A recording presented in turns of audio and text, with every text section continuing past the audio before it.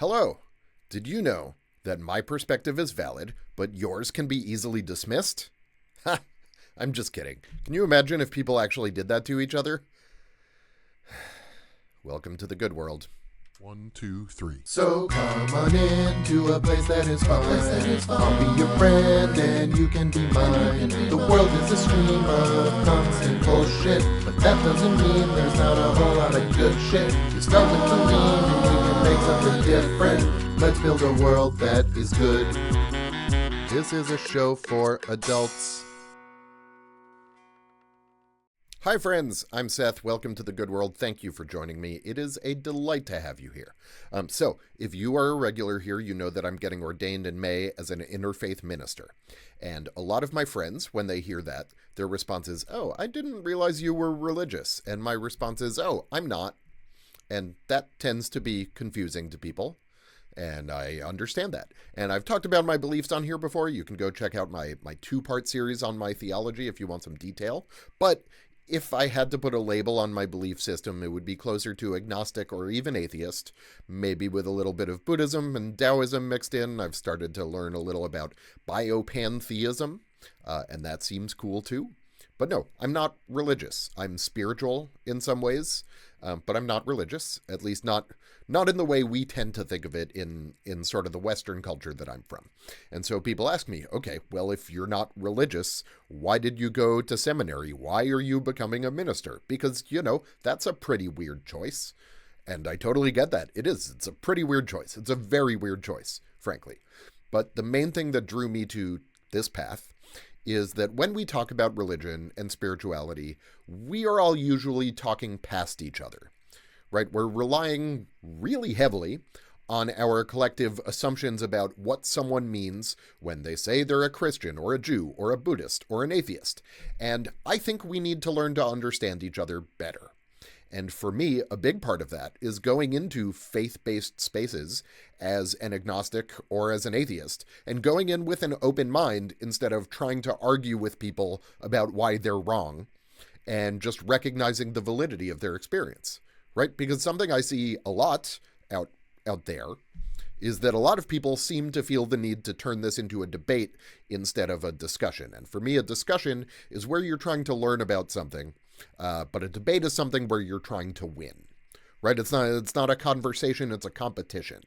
And that competition can pretty quickly turn us into jerks, right? If you have spent any time on the internet, when people talk about this, everyone is kind of a condescending jerk about it. I have definitely been a condescending jerk about it, which is part of why I'm pushing myself to practice being more open to different perspectives. And look, that condescension is definitely not limited to religious people. Avowed atheists can be just as dogmatic, just as condescending, just as smug and superior as even the most hardcore believers. And that, I think, just doesn't get us anywhere. And what I have come to realize when I look at all of this is that the main thing that's happening for most people is they look around, right? And they feel sort of a sense of awe and wonder and amazement at this whole world that's all around us, right? And life and consciousness and particles and planets and all of these incredible things. And that sense of awe, that sense of wonder and amazement, that's completely valid, right? Because it is awesome. It's wonderful and it's amazing. And something I say a lot about this is the world is bottomlessly full of wonders in every direction. And so last week, I was talking to my friend Virginia, and we were talking about something. I don't remember what. And she said, I'm not sure what you think of this as a man of God. And I pretty quickly said, oh, I'm not a man of God. I'm not a man of God. I'm just a man of, hey, this is all pretty neat. I don't think I need to put a label on it. Right? It's sort of funny. I think I've talked before here about when I started dating my now spouse, Susie. I was pretty afraid of commitment, and now I'm married, and it's great. And so I guess I've just kind of leveled up my fear of commitment to the divine. I don't need to put a label on it. Who needs labels? Why can't we just enjoy it for what it is? But look, for some people, it helps to put a name on that sense of wonder, right? It helps to have a name to call something. It helps to sort of have a direction to say thank you, even if it's just going out into the ether. And Look, it's important to point out there's a lot of value in saying thank you, even if no one's hearing you say it, right? There's a whole body of research that just expressing a feeling of gratitude is really good for your mental health. And lots of different religions have practices built in that are beneficial for us, whether that is from a mental health perspective or just generally giving us a roadmap to being better people. In Islam, you may be familiar with the fact that Muslims pray 5 times a day, right? And part of that practice is that you come to prayer with intention. For those few minutes when you pray, you set aside your distractions, and you do your best to remain present with the divine. You come in and you stay there mentally. And Muslims may not think of that as a mindfulness practice, but it is a form of mindfulness practice, right? It's being present, and it's practicing being present.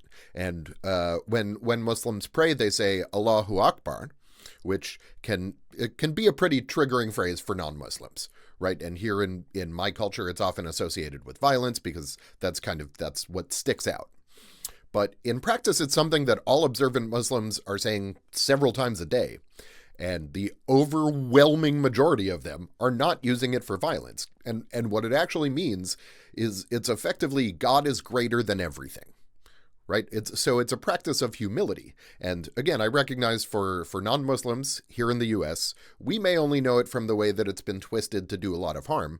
But the actual purpose of the practice is you bow down, you put your entire body on the ground, and you say God is greater because it reminds you that all of this, everything around us, is so much bigger than any of us. And I guess it means the God is greater because Allah just means the God. Al means the, La means God. And the Quran is very clear also that it's the same God of Abraham and Jesus. It's all the same God. But again, saying Allahu Akbar is meant to be a practice of humility. And the word Islam means submission. And the idea of it is basically we're gonna stop trying to control everybody and we're just going to be together in community, right? We're going to stop sort of accumulating wealth and power and just be part of a community together. And the Quran teaches that you shouldn't earn interest on loans because the reason for it is that interest turns it from a gift into a transaction. Right? If you're lending money to your sibling, you aren't usually doing it for profit. You're doing it because your sibling needs help. And we are all of us, we are siblings. We are all members of the same human family. We are the blood of a divine body. And if we don't tend to the needs of the entire body, then the body will die. Right? And so when we hurt each other, we're hurting ourselves too. And so if you're following Islamic banking practices, even your financial transactions are a way of practicing community, of practicing what Thich Nhat Hanh calls interbeing. And so that brings it over to my Buddhist practice. In my Buddhist practice, I will sometimes invoke the names of different bodhisattvas, which are, they're not quite saints, but that's an easy enough way for a Western audience to understand them. Bodhisattvas they're sort of avatars of different virtues. So one of the bodhisattvas I like is Avalokiteshvara, who is the bodhisattva of compassion. And maybe you've seen statues of Guanyin in East Asia, or Kannon, as she's known in Japan. I'm probably pronouncing both of those a little iffy. But it's the same deity. At some point on the journey from South Asia to East Asia, she changed genders and names. But anyway, for me, when I invoke the name of Avalokiteshvara, or when I offer praise to Avalokiteshvara, I'm not expecting some higher being in another dimension to listen to me and grant my wish, right? In the West, we often think of God as sort of a wish-granting genie, right? We're just like, oh, if I believe really hard like God is Tinkerbell, and if I ask really nicely, maybe God will grant my wish. And I personally tend to think that's a very unhealthy and kind of transactional way of relating to the divine. But when I invoke the name, when I praise the Bodhisattva of compassion, I'm mostly doing it as a reminder to myself, right? It's just me telling my brain, hey brain, try to remember to be compassionate where you can. Our brains are incredibly flexible. And I talk about this all the time also. And so when we remind ourselves to be more compassionate, we become more compassionate, right? We just program ourselves that way. When we remind ourselves to be more grateful, we become more grateful. And for most of my life, I didn't see the point of worshiping something I don't believe in. But I have come to believe, I've come to find that the belief is the least important part of it, right? The important part for me is the practice. And so being able to thank Avalokiteshvara can help me be more compassionate. Thich Nhat Hanh refers to it as watering the seeds of compassion, right? There's an idea from Buddhist psychology. Buddhist psychology teaches we have countless kinds of seeds in ourselves, right? We have love and compassion and tenderness, but we also have the seeds of harmful behaviors like hatred and cruelty and subjugation and coercion. We all have all of those seeds, and whichever seeds we water, those are the ones that will grow. And there's a story you've probably heard, right? This idea, inside you there are two wolves. One is kind and compassionate, one is cruel and heartless, and they're always fighting, the two wolves inside you. And so the story goes, so which one wins? Whichever one you feed. Right? Which of those wolves do you feed? That story, by the way, so it's often attributed to the Cherokee or to other different indigenous American cultures, though it's not actually clear if that's where it comes from or if it's like a modern construction, but it's still useful. And the point is that some kinds of prayer can be a way to feed the good wolf, to water the seeds of love. And so for that reason, a lot of people find it helpful to have an idea of a vessel to put that gratitude into, whether that's Avalokiteshvara, whether it's Allah, whether it's anyone, whoever. And for other people, they don't need that as much. They don't need the name. And both of those things are fine. Or at least both of those things on their own, before you get into what people do with it, those things are fine. People have different needs.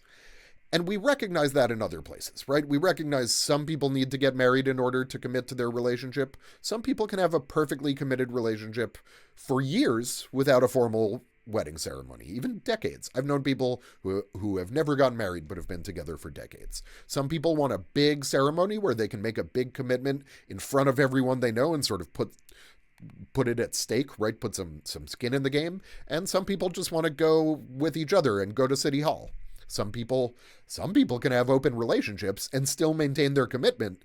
And even if you believe that's wrong, it seems to work just fine for them, right? People have all different kinds of ways of experiencing things. And just because something works for us doesn't mean it has to be the same for everyone else.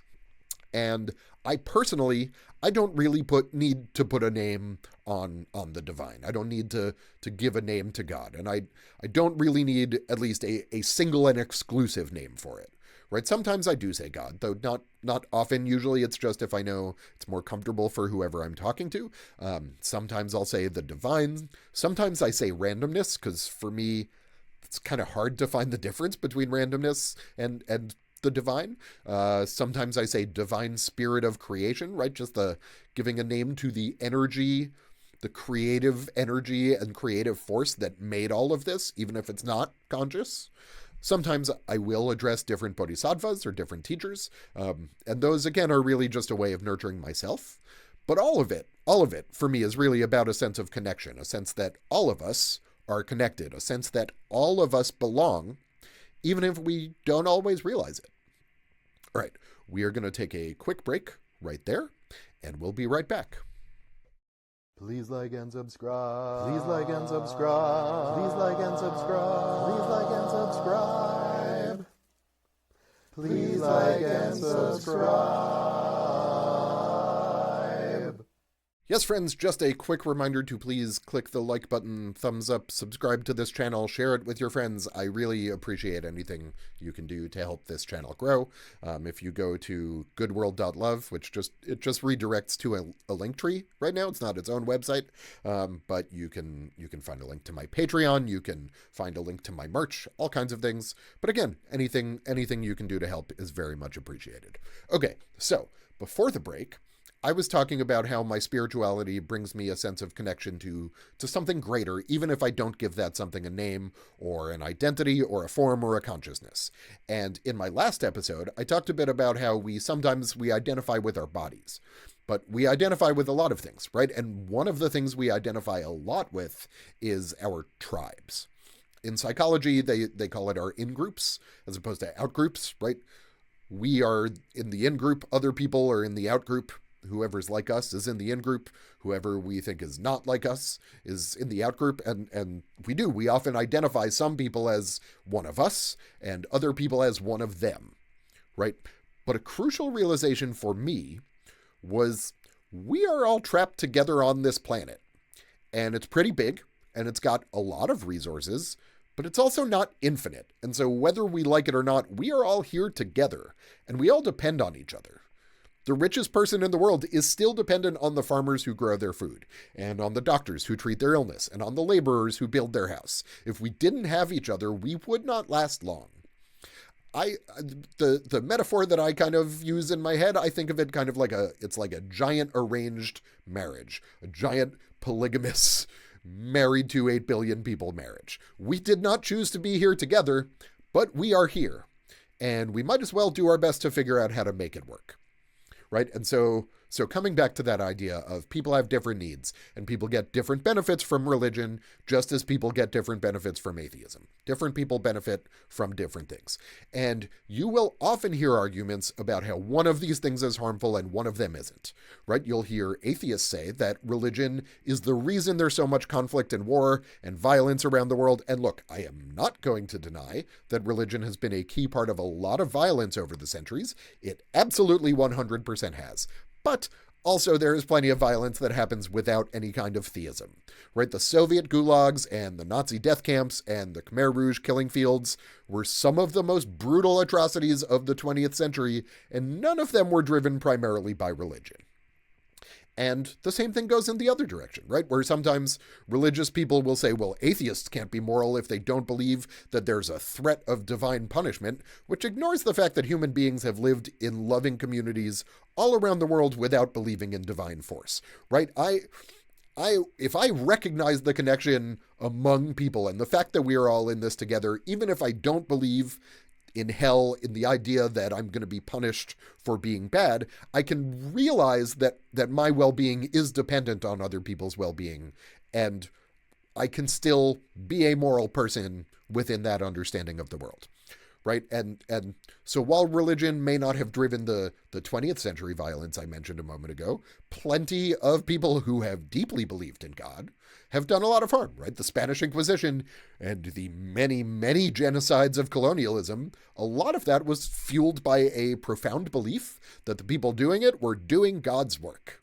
And sometimes people want to point to specific religions, right? You'll hear some people say Islam is a violent religion, but the Prophet Muhammad, peace be upon him, I'm not Muslim, but I try to respect any tradition I'm talking about. So the Prophet Muhammad, peace be upon him, he was so committed to nonviolence that when his community was attacked by the powerful leaders of Mecca, and so he's up in Medina, his entire community is in battle, he sat down in the middle of the battlefield and started praying because he did not want to fight. And so Islam it's certainly been used by some people as a justification for violence, right? It's not alone in that. Judaism and Christianity have also been used to justify violence. All three of them are actively being used to justify violence in the world today. And also, practitioners of all three religions are being violently persecuted for their religions somewhere else in the world today. And so the line between victim and oppressor is often a lot thinner than we like to think, not because our religion is good or evil or because we are good or evil, but because we are all human. All of us are human, and we all contain all of those seeds. Any ideology can be used for harm because what causes harm is human beings hurting each other, not the stories we tell ourselves about why we hurt each other. Any ideology can be used for harm if someone uses it as a rationalization to do harm. Harm has been done in the name of Christianity. Harm has been done in the name of science. Harm has been done in the name of capitalism, and harm has been done in the name of communism. And again, people don't need to believe in God to do horrible things to each other, and people don't need to reject the idea of God to do horrible things to each other. The problem isn't the belief. The problem is that we are all capable of doing horrible things, and we are afraid to recognize that because we all want to think we're good. And so when we inevitably do hurt someone, our immediate instinctive reaction is to rationalize it and tell ourselves, no, we did a good thing. We're a good person, and therefore, when we hurt this person, we did a good thing. And once you decide it's a good thing to hurt someone a little, it's very easy to decide that it's good to hurt them a lot. And so the problem really isn't what we believe. If someone believes in the God of the Bible, that's fine. If someone believes in the Vedic pantheon, that's fine. If someone believes in the beauty of math and physics, again, that is fine. All of these things are fine. The problem isn't the belief itself. The problem is really when we start to use our beliefs to justify hurting each other. Because then it stops being a thing we think might be true, and it starts being a weapon. Right? That's when belief turns into doctrine that we prioritize over our connection to each other. That's when we start to take our in-groups and out-groups, and we label our in-group as good, and we label the out-group as evil, and before long, we have turned what is ultimately just a name for wonder into a tool of oppression. One of my favorite teachings from Jesus, which I have mentioned before, and whatever you might believe about him, this is one of his teachings, and I like it a lot. He said, the Sabbath was made for humans, not humans for the Sabbath. Right? He was saving a life, and someone said, hey, you can't save a life. It's Saturday. And Jesus' reaction was, what are we even doing here? You seriously want me to let this dude die because of what day of the week it is? Me, Christ. Do you even hear yourself? Get it? Me, Christ? Jesus? It was fine. The joke was fine. The teaching is good, right? Do you really think I should let someone die because of the day of the week? Like, just listen to that for a moment. And Jesus realized that the moment we put our doctrine ahead of the community, it's the moment we begin to lose our minds. But we do that. We all do it. We do it all the time. We are all capable of it. We all have those seeds. But when we water them, we do it without realizing it. And so instead of saying, well, this is what works for me and you get to do what works for you, we try to say, well, this is what works for me and the world would be better if everyone were like me. And so I'm going to force everyone to do it my way. And if they refuse, I'll hurt them. And we convince ourselves that hurting each other it's just the necessary price of building a world in which everyone is like me. And the core delusion there is the idea that a world in which everyone is like me would be a good thing. Because let's be honest, if everyone in the world were like you, that would be hell. But so often we're left with power being used for coercion instead of being used to help people. So often we think that the point of having power is to tell everyone else what to do, but the real value of power is to spread it to the powerless, to give voice to the voiceless. The point of power is not to make everyone be like me. Whew. One of my favorite TV shows is Steven Universe.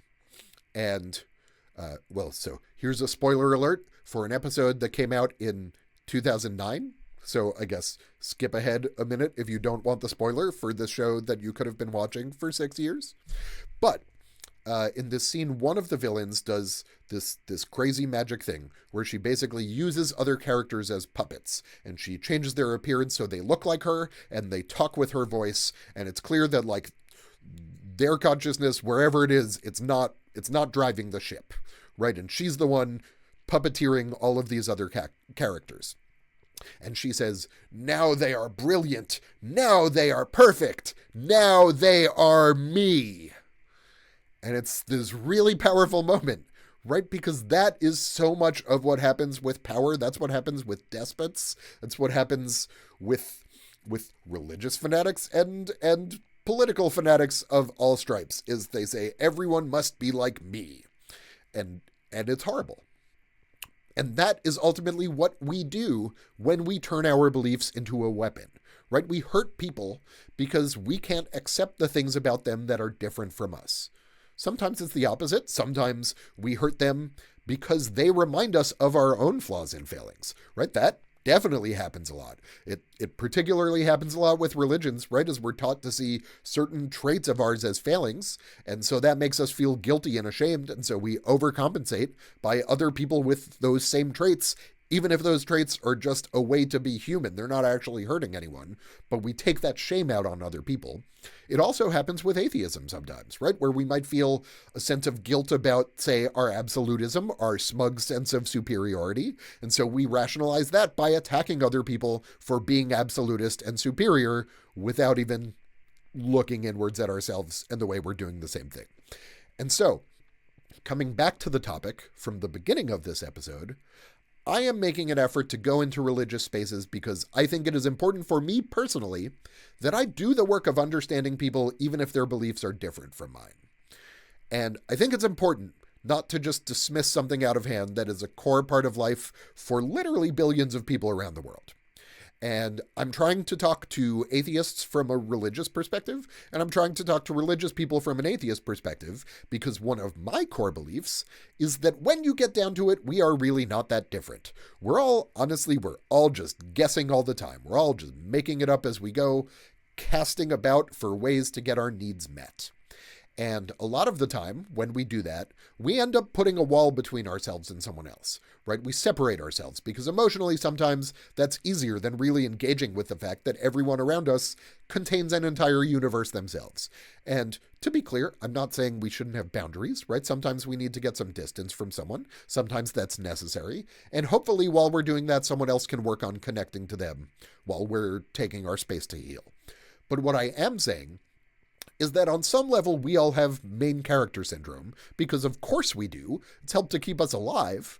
But at this point in our history, our biggest problems are, social scientists call them collective action problems, right? Where the only solution is to get lots of people to work together, even if the individual incentives go the other way. And it's a hard problem. And the only way we're going to face any of those hard problems is if we stop putting up walls around ourselves. The only way we're going to get through this moment in our history is if we stop looking down on everyone for all the reasons we know they're wrong. We're certain they're wrong and we are right. If we stop doing that and we start figuring out how to find connection with them anyway. Because ultimately, that's what all of this is about. Atheism and religion, the mystery and the wonder, we just want to feel connected to each other. And we can't force anyone else to do that, whether it's with violence or the power of our own argument. We have to start with ourselves. Fun fact, when I first wrote the Good World theme song, there was actually an extra line at the end that I ended up cutting because it just didn't quite fit time-wise. But the song ended, "Let's build a world that is good. We have to start with ourselves. This is a show for adults." And so it didn't fit the song. It's not in the song, but it's still to me a really important idea. And so I would like it if you could think that every time you hear the theme song, is we have to start with ourselves. If we really want a world with more open-heartedness and less divisiveness, we have to start with ourselves. If we want to build a world that is good, we have to start with ourselves. Okay. We are going to end there for today. I think I'm actually, before I play the goodbye song, I want to do a song, assuming I can remember the chords. Great, I got the chords. I'm going to do a little song from the episode of Steven Universe that I mentioned, and then I'll do the goodbye song. Okay. I don't need you to respect me, I respect me. I don't need you to love me, I love me. But I want you to know you could know me if you change your mind. If you change your mind. Change your mind.